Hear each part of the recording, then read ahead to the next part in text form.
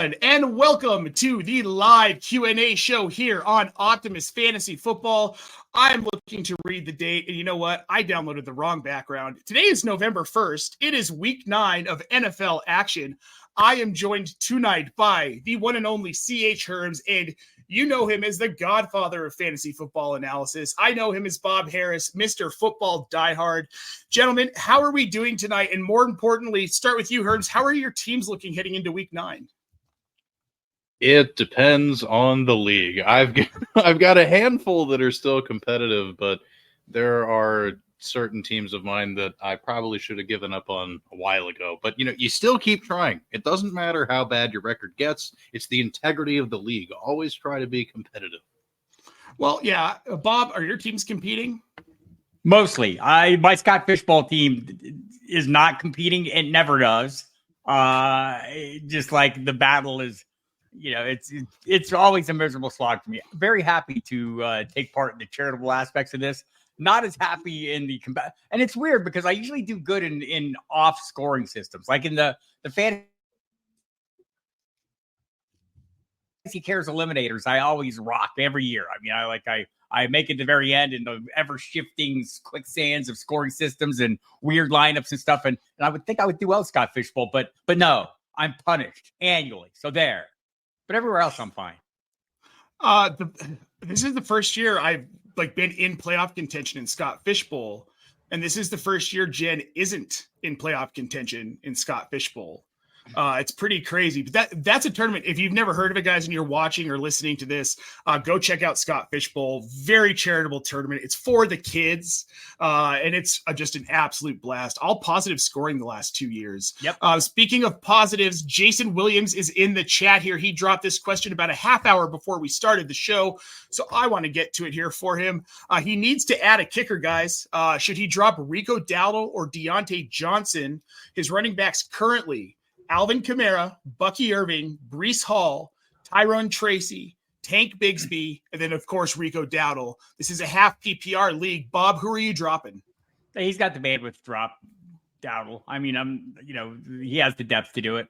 I don't know. I don't see his list of wide receivers. He might have the depth to do Deontay Johnson, too, given the landing spot. I mean, maybe Deontay Johnson cuts a little bit into Zay Flowers. Maybe he cuts a little bit into Rashad Bateman. Flowers is 10th in the league with 61 targets.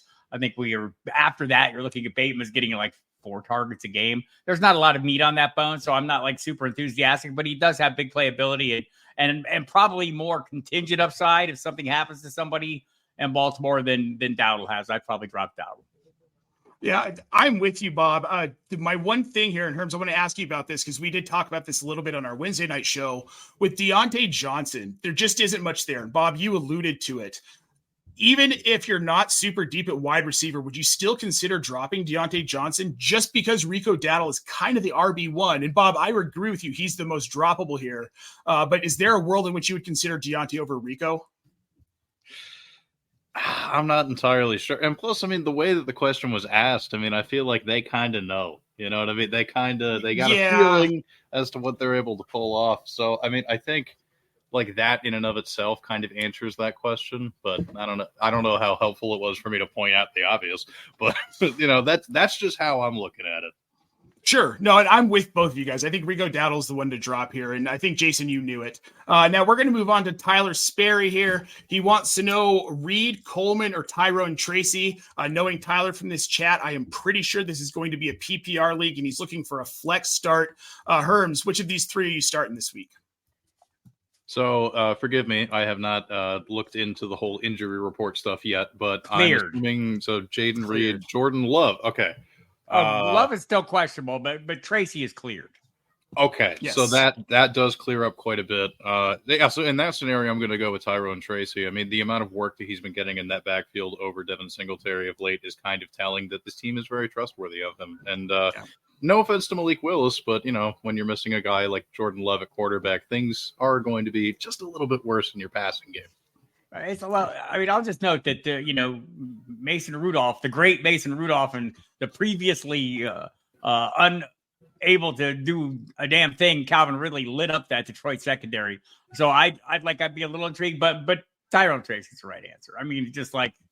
it was 20 carries to 2 over Singletary last week, something ridiculous like that. And plus, he's been doing a lot with it. Tracy has been running back, I think 6 against Seattle and 5 last week. So 2 top 10 finishes out of the last 3 games. I'll take my chances there. Yeah, I'm with both of you guys. I think Tyrone Tracy is the one to go with here. I remember a couple of weeks ago when I was told that as soon as Devin Singletary was healthy, it was Tyrone Tracy was going to disappear. Funny how that worked out, right, guys? I know, but I love to see it. He's such a talented back, and I'm glad to see him continue to get the opportunities. We've got Vince Mapstone in the chat. It's his PPR home league. Guys, he wants to know, should he trade Tyreek Hill and Cooper Kupp for Justin Jefferson and DK Metcalf? His other wide receivers right now are CeeDee Lamb over in Dallas. He's got A.J. Brown in Philly, and then Nico Collins, who is on IR, but slated to come back soon over in Texas. Bob, what do you think? I will not make any 8-team league jokes, but I would totally do this. I mean, you land Justin Jefferson, you lock down 2 of the top 3 wide receivers in fantasy for sure. Yeah, Herms, how do you feel about this?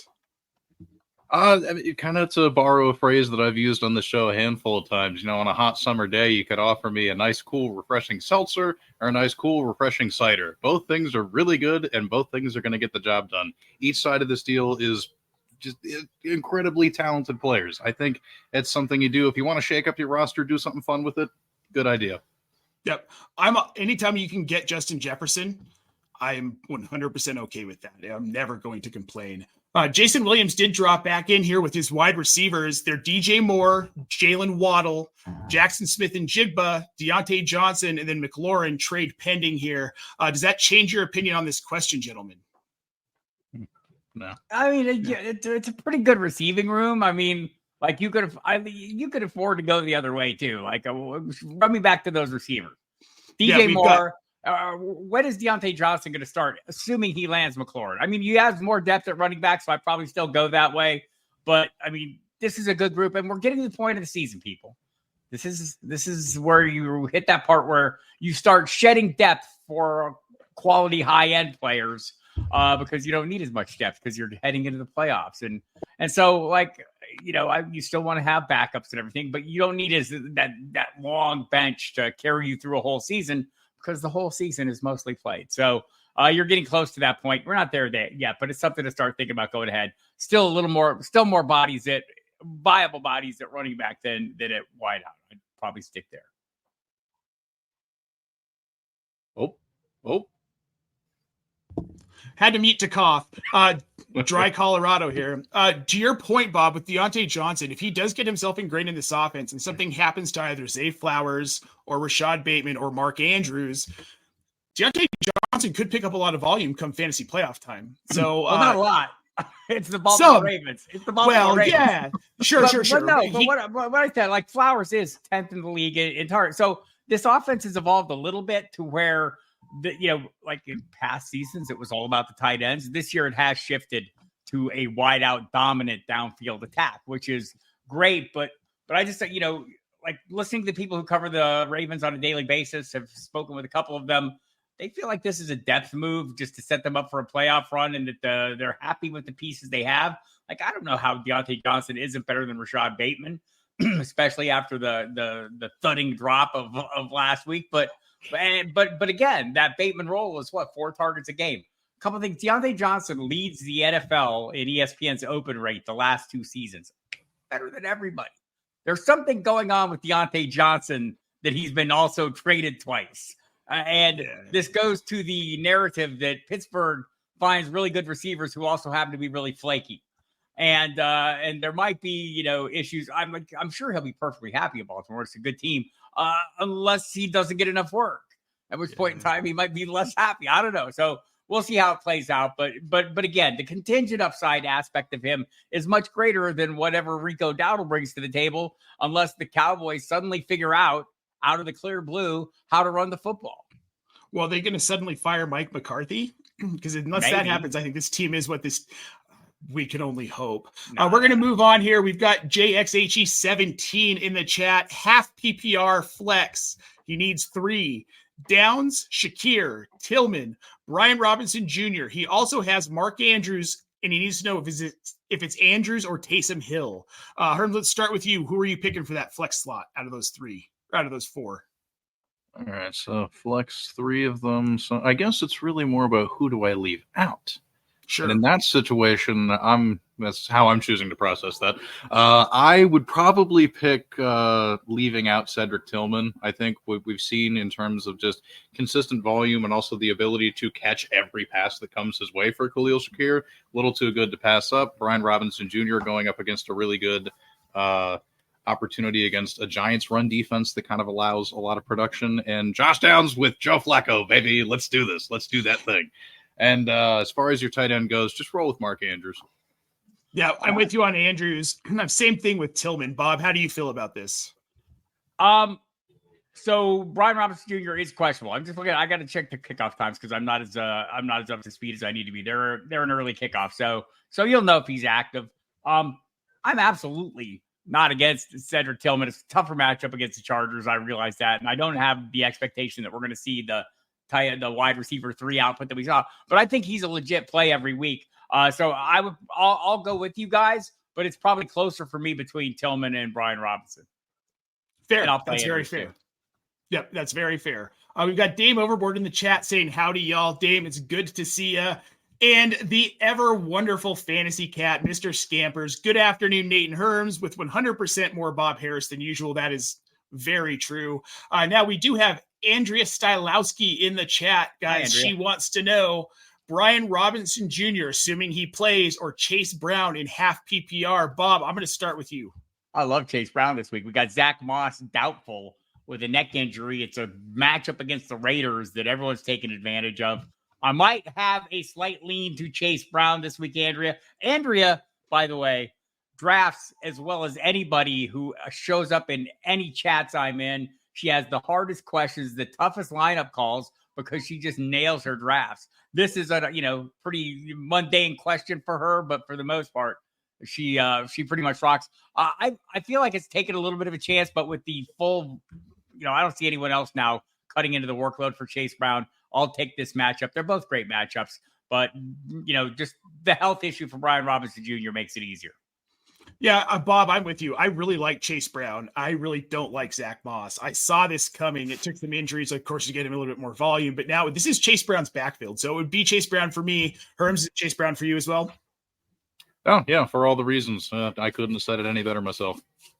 Perfect. We have Samwise in the chat. Buy and sell you. He's kissing up. He wants to come back on the show. Sam, I promise we'll have you soon. We are a handsome panel, though. I'll take it. I think Bob and I in the beards. I think that's what gets it. Although we're all 3 bearded.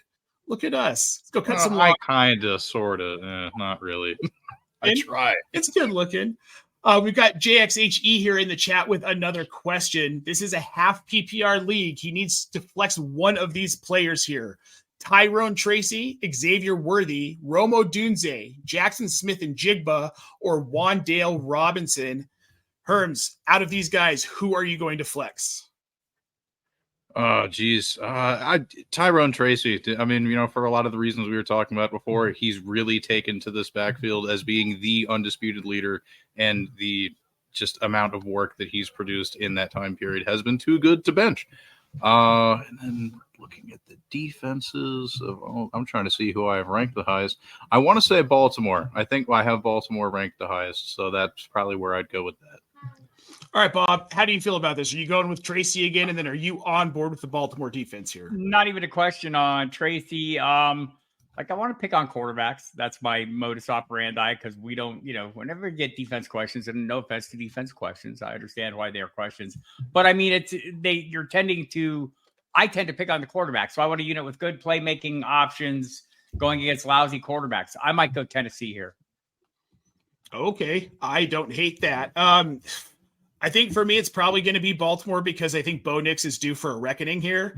He's played way too well, and Denver does not have that good a look. Look, man, I'm not here for Bo Nix slander. Not having it. I love Bo Nix. There's a comeback down to earth that's about to happen. I hope it's not this week. I hope it's next week, because that's a matchup that makes more sense. Defense in the NFL. I understand, Bob. That's why I'm really worried, because this should be an easy matchup for him. But I'm with you guys on Tyrone Tracy for sure. Let's move on to Jacob Ander here. with no Higgins this week, would you start one of these, Rachaad White, Jordan Addison, or would you go out onto the waiver wire, pick up Xavier Legette? Now, this is a full PPR league. Bob, let's start with you. So here's the thing about bad offenses. Let's not mince words here. The Carolina offense is bad. There's two teams that have scored fewer points this year, the Giants and the Titans. And some of those big point games came not with Bryce Young, who will start a quarterback this week. Now, Adam Thielen, though, is hurt. So, like, what I say about bad offenses is if you're going to mine at bad offenses, just don't dig deep. And so I think it's fair to say Legette's at the service. I would prefer to limit my mining to Chuba Hubbard to stay above earth and go with that. So Jordan Addison has made a little noise. He's rattled his cage a little bit, 3-3. Wants the ball a little more. I don't know that he's going to get it with TJ Hawkinson here. I would probably take my chances with Rachaad White. You know, you throw in the additional goodness. It's a tough matchup, right? Like, I hate people going against the Kansas City matchup, but in an offense where Baker Mayfield is white hot and lacking receiving assets, Rachaad White gives them that. So I'm assuming this is a PPR. Yeah, it is a PPR league. So I go that way. Okay, Herms, how do you feel about this? I would go with Rachaad White, and to kind of echo that point about Baker Mayfield having some limited receiving options. Now, it's only the 1 week sample, but I was looking at how the backfield duo of Rachaad White and Bucky Irving performed in Week 8, and they put together a 28.9% target share, which was plus 11.3% above what they combined for through the early parts of the season with Chris Godwin and Mike Evans healthy. They are going to have to throw to somebody. Cade Otton was a very obvious beneficiary, but the other one was throwing to both guys out of the backfield. So in that situation, Rachaad White, already kind of having that level of security with his receiving role anyway, is only going to see a slight bump in that area. So, I mean, on that alone, this is a game of volume, and I like volume. Yeah, and I think Rachaad White does see it. As much as I love Xavier Legette, this is just not a good situation. And we're getting closer to the playoffs. You want to get that higher seed. You want to get the better matchup first week. You need to start playing for points. So Rachaad White's the guy who's going to get you the most points this week, in my opinion. And Xavier Legette's a guy who, I mean, if you have a bench spot, you want to add him, see what happens. Maybe Andy Dalton comes back and then he becomes viable again without Deontay Johnson there. But otherwise, I'd roll with Rachaad White this week. We're going to go to Vince Mapstone, who out of Cedric Tillman, Xavier Legette, or Ricky Pearsall will be crowned the league winner of 2024 off the waiver wire. Bob, we know it's not going to be Xavier Legette. I think for me, if he gets involved in the offense enough, it would be Ricky Pearsall. It is not. It is Cedric Tillman. He's the alpha in an offense now run by Jameis Winston, who is willing to put the ball up in the air. We've had 2 wide receiver 1 weeks since he's been in the start. He has 43. Let's look at this. 46 fantasy points in his 2 starts compared to 43 total for Amari Cooper in his 5 starts in that role. So I'm going to just go ahead and say, and also, like, I don't know if anyone, like, somebody might have drafted Ricky Pearsall. 0 people drafted Cedric Wilson. I'm just making that up. It's a fair point. I don't have the absolute data here. That would probably be a total lie. But my suspicion is, so like either or. The problem for Pearsall is there's going to be a George Kittle. At some point, there may be a Christian McCaffrey, whatever degree we see him. There's going to be a Deebo Samuel. And I'm told Juwan Jennings, I'm told this by the Rams, can have very big weeks and be limiting factors. He's a 3rd receiver at best. Tillman is the wide receiver 1 and has shown that he's capable of handling the role and doing something with it. So what you're telling me, Bob, is I'm worried too much about maybe the volume being shifted around in this offense. I'm worried about David Njoku especially. I'm worried about weeks where Winston just forgets about Tillman. But as I'm thinking about this and we're talking about this, he's the X, and you're right. Herms did, yeah. Bob here to help me out. We've got Tron Force on YouTube. He needs to know, guys. He needs to find a tight end for Njoku's bye week. Not a bad problem to have. Doesn't have anyone to drop. Would you trade JSN or D-Hop for Evan Ingram or Andrews? It's PPR. His other wide receivers are Tyreek Hill, Cooper Kupp, Terry McLaurin, and Darnell Mooney. Herms, let's start with you. Oh, dude, I just want to give a quick shout out to the homie Andrew Cooper on Twitter at Coupe Fiasco. He tweeted this not that long ago. Evan Ingram last year with Christian Kirk in the lineup averaged 7.5 targets per game. Without Christian Kirk in the lineup, that went up to 10.2 targets per game. So, you're telling me you have an opportunity to trade for a guy that is just going to be that much of a target hog? Absolutely. Do it specifically for Evan Ingram, and whether it's JSN or D. I mean, I guess I'd rather trade D-Hop, but either one of them, you're getting the best player in that deal. So, yeah. Correct. Bob, yep. I knew that's where you're going to go. I could see you shaking your head there. We've got JXE17, guys. He's got a question. He wants us to grade the trade. T. Higgins and Brian Robinson Jr. for James Cook and Tank Dell. Who won this trade, Bob? The James Cook side won this deal, the Cook and Dell. I mean, so I have concerns about Houston's pass offense because apparently the inability to pass protect is going to be a limiting factor. Nico Collins is going to be back at some point. You wonder if those deep routes are going to be as viable when CJ Stroud's getting his ass kicked on a snappily basis. So, but still, I mean, I don't know what's up with Higgins. I don't know what he's going to play again. Brian Robinson Jr. speed up. I'll take the two healthy guys. Thank you. Yeah, same with me. Herms, do you agree? Yeah. All right. Ross Roberts has got a question. With playoffs on the horizon, do you have any tips for roster construction for the playoffs? Preference of a stud in a bad matchup versus a lesser tier in a good matchup. Example, Amon-Ra St. Brown versus Chicago or Jaden Reed versus New Orleans. Bob, I think you've got something to say here. Yeah, I mean, we talked about it a minute ago a little bit. Is You start dialing in you start moving out your depth and focusing on high-end players. If you can make some trades for starting level talent and burn some of your depth to get it, that's a perfectly suitable thing to do.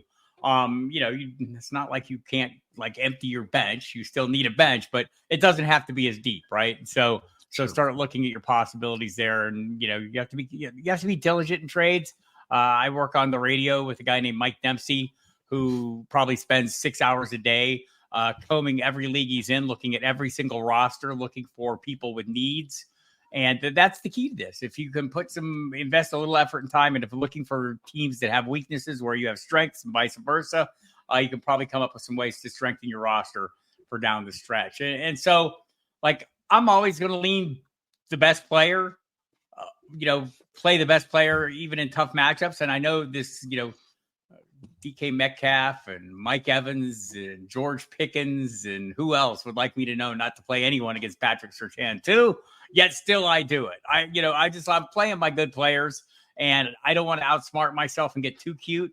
If you want to play your hunch, play your hunch. I play my hunches, but don't listen to me if I'm telling you to play my hunch and you don't feel good about it. So I tend to go better players and try to not outsmart myself, but this is fantasy football and you are allowed to outsmart yourself. And many of us do it on a regular basis. I do it about 15 times a week, Bob. That's great advice, Ross. You should definitely take it here. We're going to go on to Tyler O in the chat, one of Fantasy Pro's top ECR rankers pretty much every week here. However, he does have a question. Fant was his starting tight end. He needs a streamer. He wants a deep cut that'll get it done for 1 week only. Herms, who do you got for us? I don't know if it's a super deep cut because I think people are low key trying to, starting to catch on a little bit. But over the past 3 weeks in the Los Angeles Chargers offense, Will Dissly has seen no fewer than 5 targets per game and has a target share north of 20% because they're also starting to throw the ball a little bit more often out there. It's kind of fun. So, I don't think many people are, I think the sharp people who are in these deep leagues and stuff out there have already probably figured it out. But I think, I don't know his rostership percentage, but I would imagine Dissly is still below 50%. So that to me is going to qualify as my deep cut. If you give me a chance to fire, you give me a chance to fire the disc missile, I will push that button every week. But also, Zach Ertz, 3 straight games, double-digit fantasy points should not be overlooked because he plays with his quarterback. I have it on good authority. My sources tell me, them being my eyes, that Jaden Daniels is a very good quarterback. Yeah, I love the Ertz call. All about Will Dissly. Herms, you made my co-host Casey Kasem very happy. She's been pumping him up for about 2-3 weeks as someone who could go off here. And Bob, I like what you pointed out. They're throwing the ball a ton more. 314 yards a game for over the last 2 games for Mr. Justin Herbert. They've upped their pass play percentage by almost 20% over the last 3 weeks. Allen Moore, Bo, Caleb, or Baker at quarterback this week. Herms, who you got? Dude, vibes, just Baker Mayfield. I don't know. Anytime I count him out or I'm worried something's going to fall apart, Baker Mayfield just turns out to be that dude. I'm not questioning it anymore. So I'm just going to go with him because that's what the vibes say. Bob? I do not like Baker Mayfield's matchup.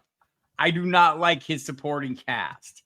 I like both those other guys more than him this week. Might lean Williams going against Arizona slightly over Nix, but Nix has the rushing numbers that keep me afloat. I know that my friend Tank Polvogt's rooting against him, but I'm going to go Bo Nix here. Bob, it's not that I'm rooting against him. I live in the Mile High City. Nathaniel I want Bo Tank Nix. Polvogt. Nathaniel Tank Polvogt. My middle initial actually really is T, so that works out perfect. I like Bo Nix. I have this. For me, Bo Nix is a gut feeling that this is going to come crashing down for one game only.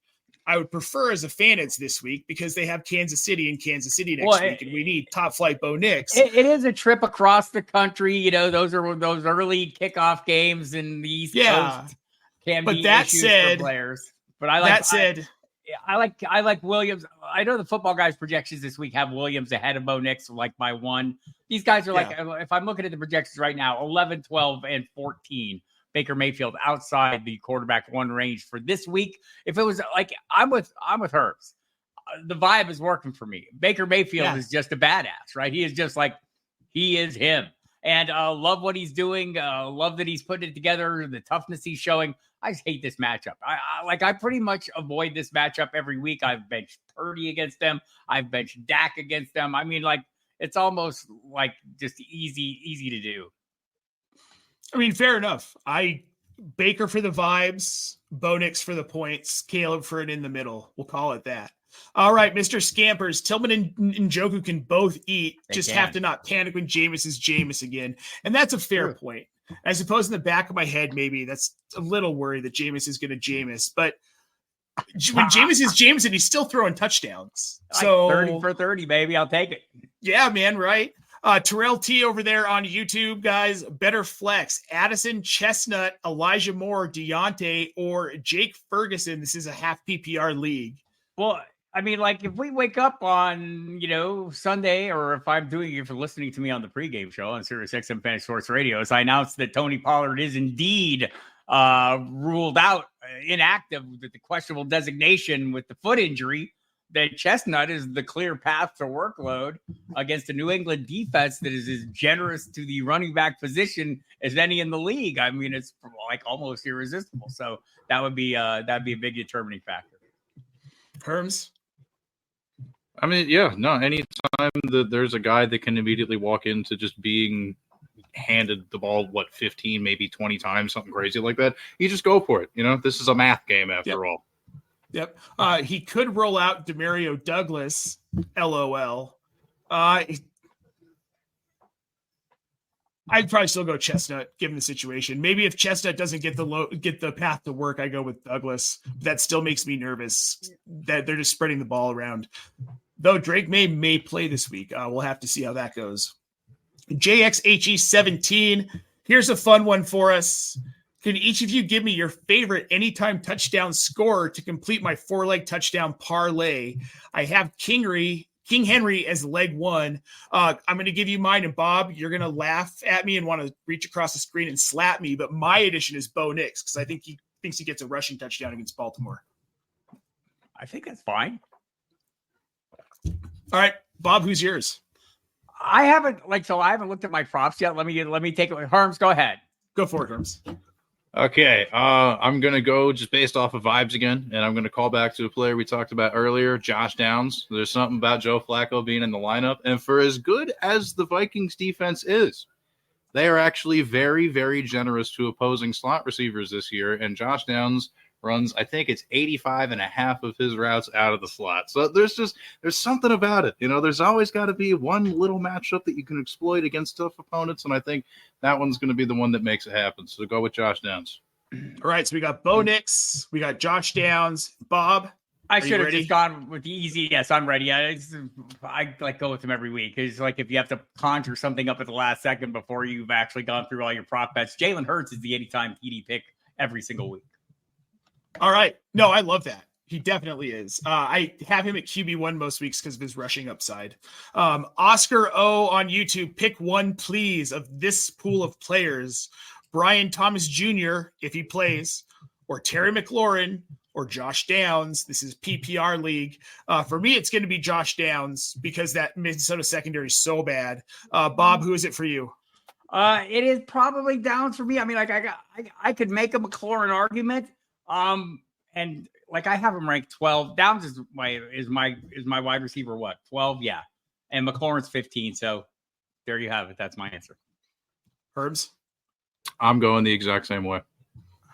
Well, that's because we're all smart. And Ross like Roberts, Brian Thomas Jr. is fine. You know, most weeks I love playing him, but he's a little beat up, and I don't know if he's going to make it on the field for this one either. But I would still play those other guys ahead of him. Yep. Ross Roberts, Bob, wants to thank you for the advice. Much appreciated over there. Jamie Parag, friend of the show, Worthy, JSN, or Alexander Madison in full PPR. For me, it's going to be, probably JSN, but I don't like any of the three. Worthy's too streaky for me. Bob, how do you feel? Like I wish it was a better offense. I mean, you know, Herms said it earlier. This is a volume game. I mean, who's going to get the sure volume here? It's Madison. What's he going to do with it? Well, some weeks it's a little something. Other weeks, not a damn thing. I'm probably going to lean into that just because I don't know. Well, I guess so. DK Metcalf's ruled out. Yeah. So I guess that makes it, you know, that kind of at least gives me something to hang my hat on, my JSN hat on, if I'm looking to hang my hat on that. I'll go ahead and go with you, JSN. All right, Herms? Yeah, I mean, I'm probably going to go with JSN as well, just because, like, well, everything Bob said, and also the fact that, like, the Rams secondary is not, like, super great. They're not, like, aggressively horrible, but they're not super great. So it's, you know, fairly easy for them. Yeah, that's where I'm leaning. Yeah, with JSN, I think there's just more touchdown upside, more likely touchdown upside. That's kind of where I'm leaning with this one, but we're all pretty much in agreement here. Frankie Nunez wants to know, would we start Chestnut if Pollard is out, or would you roll with Javonte Williams in Denver? Herm, start this one off. Oh, geez. The complicated thing about doing this is that I have not done my Friday re-rank yet. So I'm not entirely sure how high Chestnut is going to climb, but where do I have Javonte? I didn't have Javonte Williams that high in this matchup to begin with. I mean, the Baltimore run defense is kind of tough. So, like, yeah, you know what? Screw it. Go with Julius Chestnut. Not only do I think it is a safe option based off of the volume that he's going to get, but it sounds like a really fun idea. What a great way to spend your Sunday on the edge of your seat. Love a target of opportunity. If he is that, as outlined, it's Pollard out. I'm going in that direction. And besides, I mean, we all know Bo Nix is going to dominate that offense so much and be such a league-winning quarterback this week, much to Nate's chagrin, that there will be no bandwidth for Javonte. Okay, I'm exaggerating. I'm just being I'm with you, though. Julius Chestnut would be the play. If he has that volume and Pollard's out, I love that matchup. Terrell T wants to know here, guys, Tua or Kyler, 6-point rushing touchdown, 4-point passing touchdown. Bob, which way are you going here? Stop it, Terrell. No, it's going to be Kyler Murray. I'm not playing Tua. So a couple things. Buffalo is one of the toughest defenses in the NFL. I mean, ask Geno Smith from last week, but every week. Also, what did he have? 145 yards and not much else when he was concussed in week 2 against Buffalo. But over the course of time, I think his average against the Buffalo Bills is well below 15 points. It may be down around the 10-point range. I should look at that before I actually say those words. But it's dismal. I actually have this in front of me. Let's bring it up here.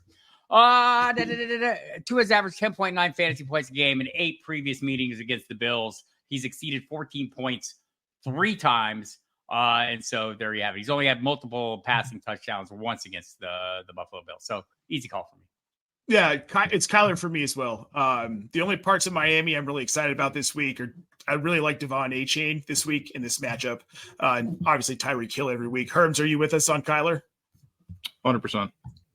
All right, we're going to move on to Oscar O. Who is the new wide receiver one at Carolina? Is it Jalen Coker? Is it Adam Thielen? Their schedule for the playoffs is the best if Dalton is the quarterback.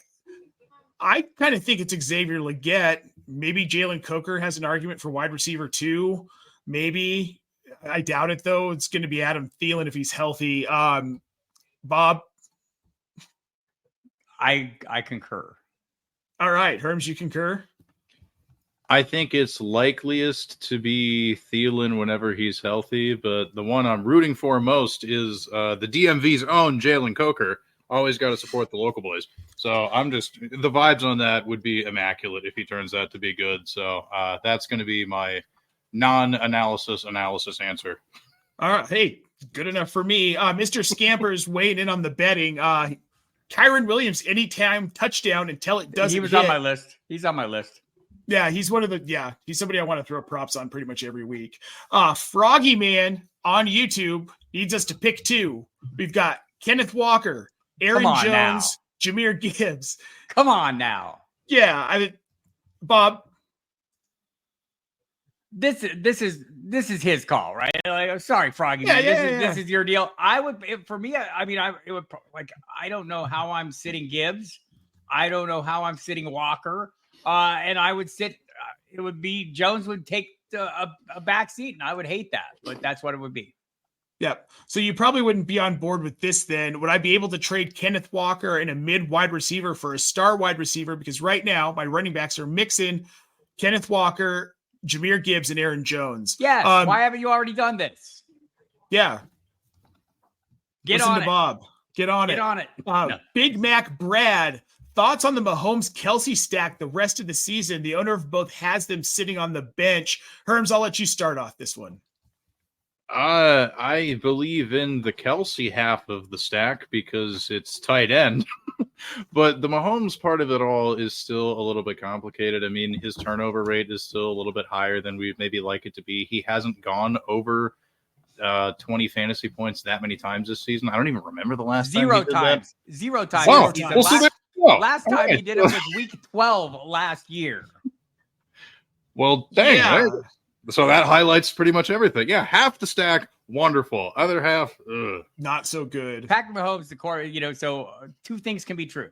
You can be the best quarterback in the NFL and not be a good fantasy quarterback because Patrick Mahomes proves it on a weekly basis. It's the shift in offense. It's the shift. Now, I'll say this. I would play Patrick Mahomes this week as a quarterback 1 against Tampa Bay.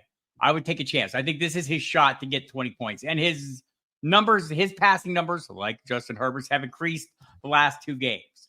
So I think there's a little something there. And by the way, just because he's not a great fantasy quarterback doesn't mean he can't have great fantasy quarterback weeks. It's just the way the offense has shifted over time. He's not 50 touchdown guy anymore. He doesn't need to be. Right. He's the Chiefs are a win with defense and let's run the ball offense and we can get it. We can move it a little bit with Kelsey. I do like Kelsey. I'm with Herms. I think the Kelsey side of this is good. I don't know that I expect, I don't know if we'll see the Patrick Mahomes we all envision Patrick Mahomes being from the past. Again, I don't know if we see that guy again for a few years. But again, from a real football perspective, Bob, you're 100% right. He doesn't have to be that guy. He's not 50 touchdown Patrick Mahomes, and he's not going to be. I'd let that stack lie, Brad. I just leave it alone. You don't need it. JNH, JSN, Tyrone Tracy, or Josh Downs this week in full PPR. Bob, I want to know where you sit on this one because we know 2 of these guys we're loving.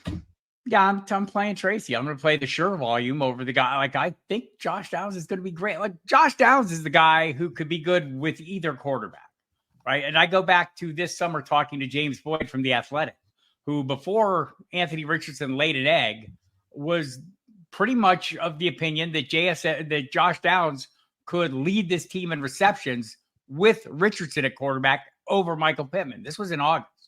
And we're all pretty well convinced that he can do quite well with Joe Flacco.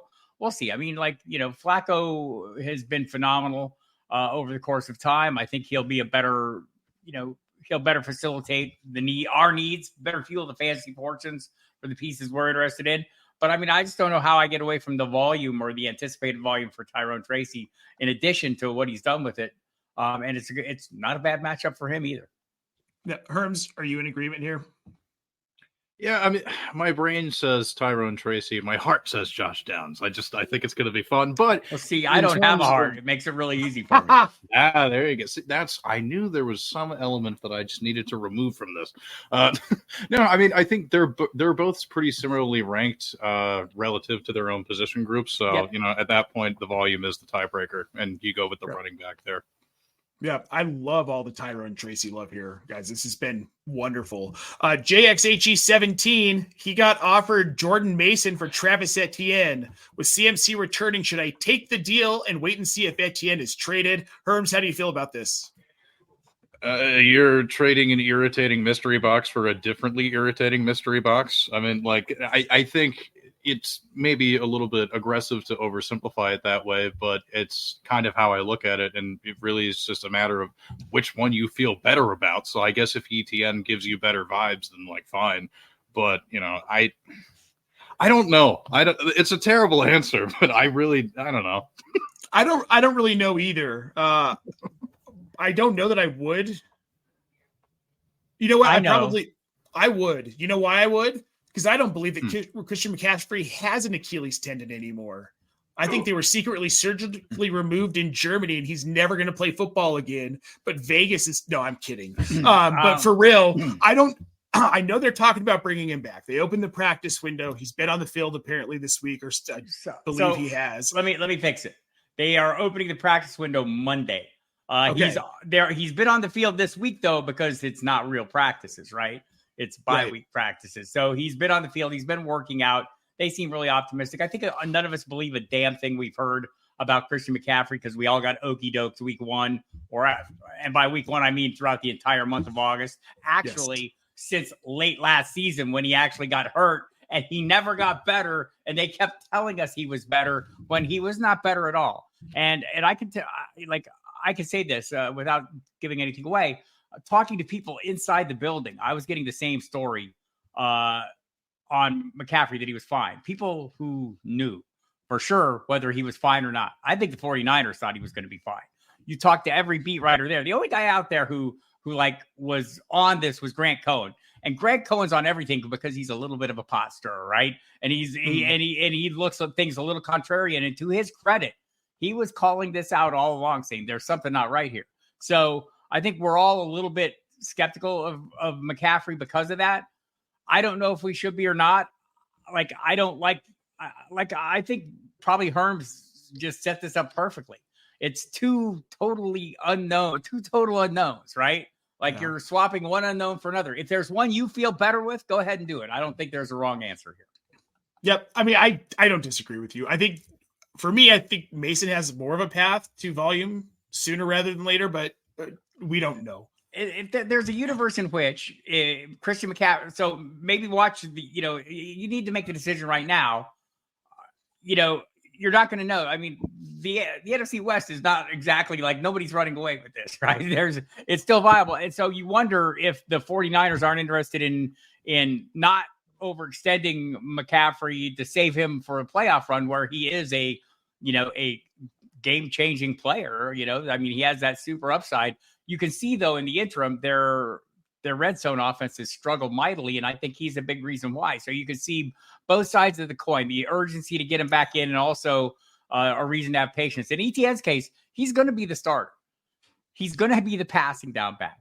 Tank Bigsby is going to be a limiting factor for him, just like he's going to be a limiting factor for Tank Bigsby. So, so take that for what it's worth and run with it.